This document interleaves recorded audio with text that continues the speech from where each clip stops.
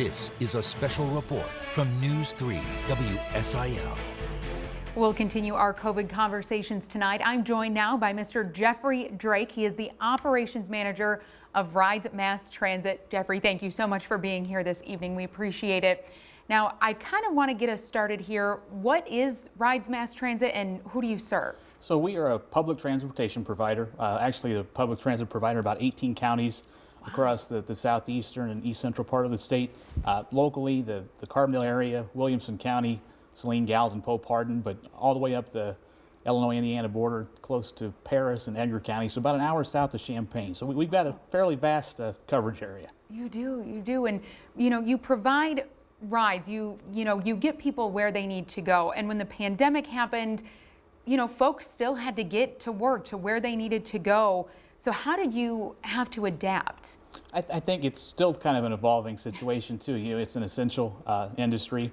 We saw people that needed to get to non-emergency medical appointments, life-sustaining things like dialysis, had people in other essential industries that needed to get to work.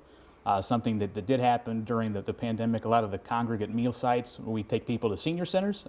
Those kind of went on shutdown, but we still had people who needed to get meals, and coordinating with a lot of the senior centers in the area to help home delivered meals was a big positive that we were able to do during the pandemic, and still are to an extent. But we know that our drivers and staff and everybody at our administration office really takes the safety seriously, and that's something that we've been able to learn and continue throughout the entire last year and a half. Yeah, an evolving process. And may I ask, right now, what policies do you have in place to keep riders and your drivers safe? I think one of the big things too, in being able to get guidance from the FTA and of course CDC, but the mask guidance on public transit forms of transportation. So that it applies to us too. We are a public transit providers, so we need people to wear masks when they board, whether it be on the bus, on the route, on the way, or in our bus terminal at the Park and Ride in Marion.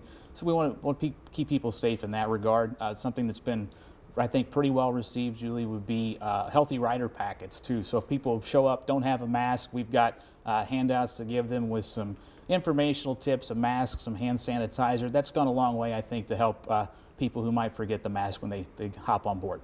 I was going to ask, do you think those help with any, resistance to wanting to wear masks, saying, hey, we're here to help you, we want to get you where you need to go? Sure. And again, we're just trying to enforce the policies that the FTA hands down and keep people safe, keep our drivers safe, keep our staff safe, keep the rest of the riders safe. And if people don't have a mask, we'll politely ask them to take one of our healthy rider packets that has that equipment in it, and it's gone fairly smooth. Oh, great, good to hear. And you were touching on when things kind of shut down and getting people food and those essential, survival tactics. How does that feel to know that you played a major part in that? I think it's heartwarming too, especially the people that are involved in the day-to-day trips, our drivers and our dispatchers, mechanics, everybody involved in the process understands that they play a big role in helping get people where they need to go, what they need, whether it be medicine, get to the doctor, those types of things. Even socialize once some of the restrictions were lifted.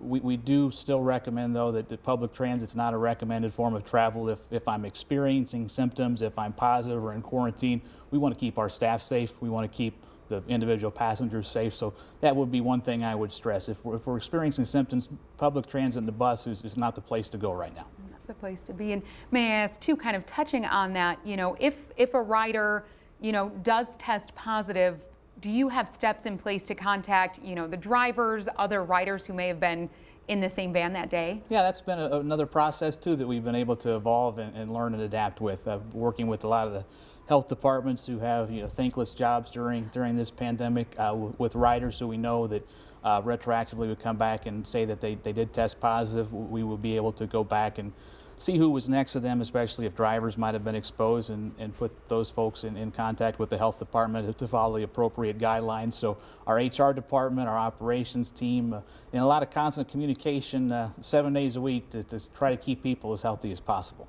I'm sure. Well, I know you have your hands full, and I want to thank you so much for being here this evening, Mr. Drake, and for taking the time to sit down and talk with us. And we will have this full interview on our website, WSILTV.com. The news continues in just a moment. You're watching News 3 at 6:30.